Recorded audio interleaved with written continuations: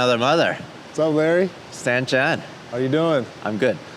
So every year I come here and invade your space, the Toyo Tires Treadpass. This is your brainchild. Like, you curate this every single year. How many years has it been now? This is actually our 10th anniversary. I screwed up. Apparently I didn't know it was 10 years, and so I didn't really do anything special. I should have, but it's 10 years. The SEMA crunch is real. Oh, absolutely. Because it's kind of like a rite of passage for a tuner in our generation to build a car for the Treadpass.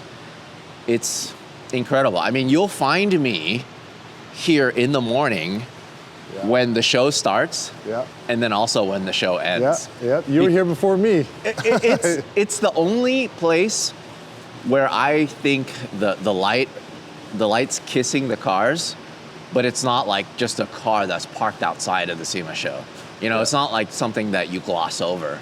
It's a destination, and that's why I love shooting here so much. Well, I appreciate that. You know, it's humbling to have, after all these years, to be able to have all these cars, these builders, you know, want to be in Treadpass and feel like it's like an honor to be there. So, I mean, if anything, I'm honored for these guys to want to build something to have showcased here. So a couple things. I love the fact that there's builds that you can rely on certain builders to come with a car every single year, and it gets crazier and crazier every year somehow. And then you also have these builders that spend a couple years on a car, and it doesn't even get shown in the public until SEMA week for the Treadpass. It's really, really, really cool. But this year you did something a little different. You actually brought your own car. I did. I decided to torture myself a little bit and bring out my newly built 1986 Mercedes 190E Cosworth. It's actually, I purchased it last year. I was gonna bring it out to SEMA last year. Had some hiccups and decided, you know, I'm just gonna wait and do it a little bit better later on. And so yeah, here it is. I created the huge headache of not only handling the Treadpass and everything that has to do with SEMA for Toyo, to still do this after hours. So it was tough, but I definitely had a lot of help. You kind of have a love affair for cars from this era. Oh yeah. Right? The last time we had a chance to feature one of your cars was the Crazy 88, which is a BMW E30 M3. Same shape, same era, basically same essence of a car. Why the 190E now? Well, the 190E is, as you know, the arch nemesis of the BMW E30. They're DTM rivals. And so I thought, what better way to have the two primary rivals, you know, as part of my stable, if you will. You know, I've always loved these cars. I've owned, you know, BMWs, Mercedes, Audis, and I just gravitate to those. So having this thing, I feel blessed to be able to have it. It's a beautiful car, and I will say it is a huge pain in the ass to build. Yeah, when you say pain in the ass, let's talk about timeline. Because not too long ago, our mutual friend, Mr. Allen from Smoke Dog, he showed me a photo, not of the car, but of all of the pieces that combine to create a car on the floor, unpainted. So let's talk about timeline. So as I mentioned before, I did purchase this last year from a friend of mine, Matt Crook. You know, and he was starting the project, but it was good. It was in pieces. There was no engine in it. The interior was, you know, we stripped it out, but we had some time. Then, you know, parts were a struggle because they don't make parts for this car anymore. So we had to struggle to find it. So JC, who was able to supply a lot of these parts, he's like the guru for 190. He was able to find all the parts and try to, you know, collect all that. But in the time of last year, nothing was really done. And so when I was like, look, I need to get this thing done. I have some partners that supported the build that I needed to get this car to SEMA. So I think I kind of told Alan, like, hey man, I'm in a little trouble here. I've had some people kind of flake on me, and I need some help. And I think this was probably sometime in maybe August. And it was like, all right, let's get to it. And sure enough, he came to the shop, he looked at it, he's like, there's parts on the ground. Why don't we put this on? I was like, I don't know, let's go. So that night, suspension was all buttoned up.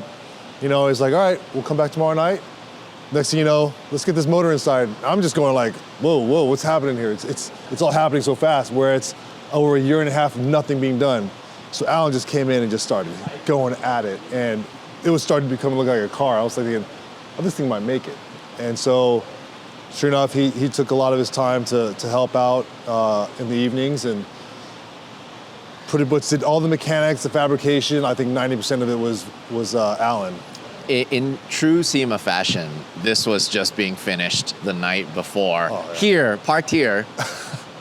Like a couple pieces were still put on it. Some details. Yeah, I think some for detail. the most part, it was complete. But yeah, you know, hey, I always tell people, look, if you're not going down on the wire for a SEMA car, you're not doing enough. Yeah. So this is, I pretty much lived up to that. This is a SEMA car through and through. Can we take a look at the engine bay? Yeah, absolutely. So both, like on your Crazy 88 and also this, it just looks so clean. The paint is so good. What a cool car. So one of the things I could not get completed is that the motor was stroked to a 2.6, and that was done by Mountune. I could not get the plate in time. It was cut. Obviously, there was a little small detail, like it is what it is, but that would be the only thing that needs to get changed in here. Oh, so it's actually the Mountune engine in there already? Yeah, Mountune had already tuned the existing motor, took it all apart, you know, bored it, brought it up to a 2.6, JE pistons and all that. The ITB setup was done through JC from Fleibin, and Borla induction set up here, custom flanges, E46 carbon intakes, stacks, I should say. This has got to sound so good. Yeah. So I'm excited for the build. You know, the KW suspension, these are actually, they're motorsports production.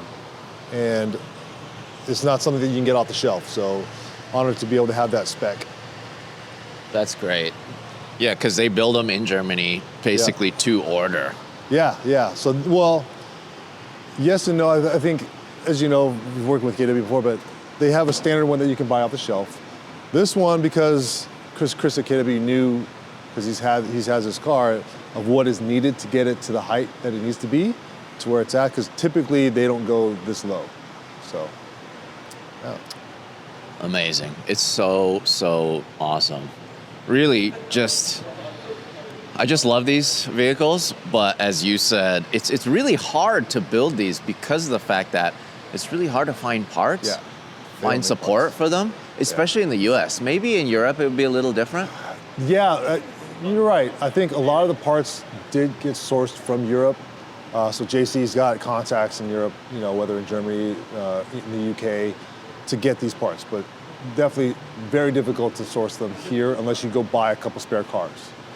Let's talk about the outside. Sure. One of my favorite parts of the 190 is the fact that the grille is attached to the hood. I think it's just so cool looking. It's very iconic. Yeah. Very regal. So tell me about the kit.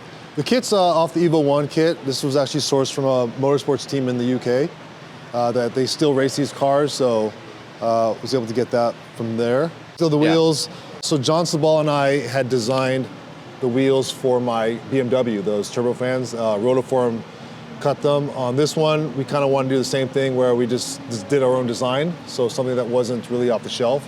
Took some, inspiration from the Pentas, some other cues from 80s cars, and even brought some modern style to it. And that's what you see here. My goodness, the fitment is crazy. Yeah, it's tight. It's so good. It does turn, so I'm happy about that. Love the brakes too. Yeah, the Alcons, I know that you work with those guys as well. They don't make a kit for this car, but they're like, here, try these calipers and rotors. They're big, probably bigger than what this car needs, but why not? So JC was able to design the hats and brackets to get this to fit, and fits perfect. It's beautiful. So good. It's so good because we fell in love with these cars watching them do touring car racing and DTM, but those cars are never meant for the street, But what you've done is you've kind of brought that styling to the street. Yeah. And I think it's super cool. I appreciate it. So, like, what about the mirrors? The mirrors are also from their Cup race cars. So, you know, race cars don't really use mirrors, but they have to have them, I believe, for the rules. So they're kind of useless, but hey, you know, it's all right. It looks great. It looks amazing. Yeah, I did the little carbon accents, so a little dry carbon, the gurney flap, mirrors, and the front spoiler. Tell me about the paint. The green is very. The green actually came from Matt. Matt Crook wanted to go with this green. It's called Brewster green. It looks black in certain lights, but it is a dark green, and I love it. You know, I had the opportunity to change the color because I did do a respray on it, and I'm like, nah, this is too good. I'm gonna keep it. It looks great. Yeah, the guys at RMD Garage, Vic, amazing painter over there. He painted my M3 as well, and yeah, I won't go anywhere else. That guy's. I think it matches the wheels pretty nice too. Yeah, a little contrast there. Yeah. So I thought we need to get something brighter. I didn't want to go with too much gold. The exhaust is interesting. Yeah, the exhaust. So this was all vibrant piping, resonators. Alan went crazy at it, handmade exhaust, dual pipe. And so the tips have that cheese grater look because it's an inspiration from the Evo 2s that have that same type of tip. But Dominic from Chasing Jays supplied us with a metal laser, cut it out, rolled it, and Alan put it all together. Let's talk about the interior, if you can open that door. Oh, yeah. What I love about this build is you had to work on the back seats too. Can I open the back door? Yeah, go ahead. So what's interesting is that on the Cosworth, the back seats were actually Recaro, and so the bolsters are already pretty thick, but the front seats kind of didn't match as well to it. So the folks at Recaro, they have their Recaro Classics, and that's what I used here. Reupholstered those so the bolsters actually match. They kind of give that OE look, but it's a little bit better bolsters. The Pepita with the green kind of matches. It really does look like an old seat, though. Yeah. Okay, so tell me about the material. Yeah, the green Pepitas is, I believe, you know, it's something that I needed to kind of bring back because, again, the Cosworth has that houndstooth look and feel to it, but I didn't want to just do a traditional one, so the green, I felt this was the perfect fit for it. It looks great. Yeah, did the quilted type of pattern versus just a standard, the rose or anything like that. It looks so cool. So then you got the seat and then you did all of the upholstering after the fact? Yeah, we stripped down, because I think the seats that we had were cloth from Recaro, and we stripped it down to do all the matching. And the guys, again, RMD Garage, they do all my interiors, so they did an amazing job. I love how much it matches the rear. Yeah, it looks factory. What a great street car. Tell me about the rest of the interior. You guys did like a headliner? Yep, suede headliner. Redid the carpets, we added the suede and leather into the dash. Oh, this is really nice. Yeah, with the double stitching. Yeah. You know, suede boot. You know, we did add some suede onto the actual console pieces because I think these things came with like a wood. It kind of doesn't look that good. So we just changed that out. It's an interesting shift knob too. Yeah, the shift knobs from Chasing Jays, titanium. The titanium rod as well, so we kind of bring that titanium back into it. Another thing here, this Momo steering wheel was actually given to me by a friend of mine, Patrick, he used to collect Momo vintage wheels. So this is actually a 1987 Momo steering wheel. So, you know, period correct in that. And you reupholstered it? Yeah, so we kind of have it all that matching. Because the leather wasn't really gonna match with anything else that we had. The cluster actually got redone, so we got a cluster from Europe, zeroed out by Bavarian Restorations, did the rings to match the gold in the wheels. That looks so there's little small details here and there. It looks incredible. Pedals were custom made by Sadistic Ironworks. Bobby over there made some pedals. I'm like, look, Bobby, I need some cool pedals, so this is what we came up with there. You know, I don't know if you noticed, remember on my E30 M3, we have the door pulls. So again, have to do the door pulls on this thing. Yeah, this is really nice, especially because you have the material on the inside. Yeah. It's just like a subtle touch that honestly you don't really see, but you touch and feel it once you actually open the door. Exactly. So then, this is new material then? Yeah, all new material. The whole interior completely redone from carpet to a headliner. I noticed. Pillars. Yeah, the pillars even. Yep. Talk about really going down to the detail. Yep. I can't believe how finished everything is for the timeline that you had. Yeah, they knocked this thing out. The guys at RMD, they, and Alan, of course, they probably did this in like maybe 2 months. And they're amazing. So then what are your plans for this? Well, after aside this? from, being able to drive it, I just want to enjoy it. I don't drive the M3 as much, but I think this one will definitely be driving more. I definitely want to create, get both the cars out there. I don't know how I'm gonna drive both of them at the same time, but figure that out. Find a friend. Yeah, I gotta find a good friend I can trust. Find another Chen. That's hey, but then let's go. Yeah. Bring it out there, get some cool content with both cars, and just enjoy it. Just make sure that the golden era still lives and breathes, through these cars. So then the question is, what's next? Is there another, I don't know, what else around that time? Audi? There was an Audi, so Brian Scotto, he had an Audi V8 that also ran in DTM that was available for sale. He offered, and I declined because I'm like, I cannot do another car. I'm done. You say that now. Everyone says this is that. No, this is it. I'm not gonna.